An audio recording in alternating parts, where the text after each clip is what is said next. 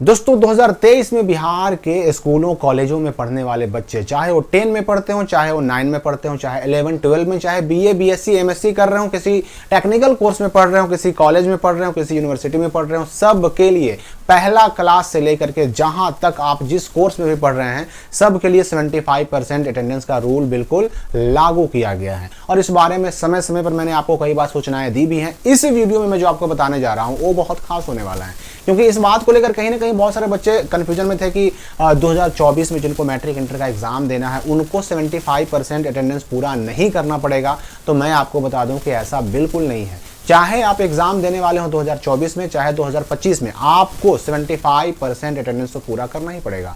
और यही नहीं, ऐसे बच्चे जो 2024 में मैट्रिक इंटर एग्जाम देने के साथ साथ 25 में एग्जाम देने वाले हैं, या फिर जो बच्चे कॉलेज में पढ़ने वाले हैं, यूनिवर्सिटी में पढ़ने वाले हैं, कोई टेक्निकल कोर्स कर रहे हैं, क्लास 1 से लेकर के आप ऊपर किसी भी कोर्स में क्यों ना पढ़ते हो, 75% का अटेंडेंस अब बिल्कुल जरूरी हो गया है। इस संबंध में एक मैं नोटिस आपको दिखाना चाह रहा हूं। यहां पर यह नोटिस बहुत ध्यान से देखिएगा। यह नोटिस जारी किया किसने? डॉक्टर रेखा कुमारी ने, जो निदेशक हैं उच्च शिक्षा की। यहां पर आप देख सकते हैं रेखा कुमारी जो उच्च शिक्षा के निदेशक हैं, उन्होंने ये लेटर जारी किसको किया? कुल सचिव को। बिहार के सभी विश्वविद्यालयों के कुल सचिव को उन्होंने ये लेटर जारी किया और उन्होंने कहा क्या है कि विश्वविद्यालय एवं महाविद्यालय यानी कॉलेज में अनुपस्थित रह रहे छात्र छात्राओं के नाम काटने एवं अन्य निर्देशों के संबंध में।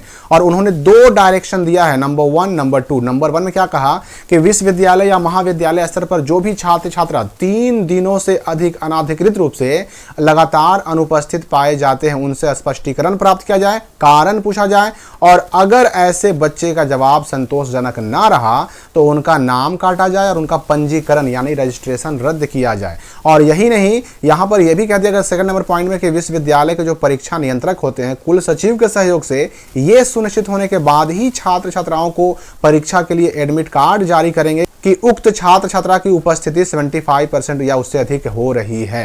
ये लेटर जारी किया किसने? तो रेखा कुमारी ने। और इस संबंध में पेपर में न्यूज भी आ गई कि विश्वविद्यालय और कॉलेज में भी अगर विद्यार्थी 3 दिन से ज्यादा अनुपस्थित रहे तो कटेगा नाम।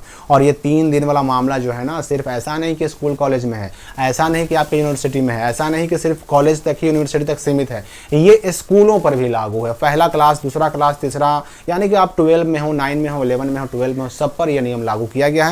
अच्छा, यहां पर आप देख सकते हैं कि बिहार के अंदर 19 लाख बच्चों का ऑलरेडी नाम कट गया है। 19 लाख बच्चे ऑलरेडी जिनको स्कूलों से नाम काटकर हटा दिया गया है। ऐसे बच्चों में सबसे ज्यादा चौथी और 5वीं के बच्चे हैं 2-2 लाख, और उसके बाद पहली क्लास के बच्चे हैं 1.2 लाख यानी कि 1,20,000, दूसरी क्लास के बच्चे हैं 1,55,000 और तीसरी क्लास के 1,95,000। सबसे कम है 10वीं क्लास के 21,000, लेकिन 21,000 हैं, फिर भी 21,000 बच्चे अभी भी ऐसे हैं जिनको नाम काट करके स्कूल से हटा दिया गया, उनको टीसी दे दिया गया।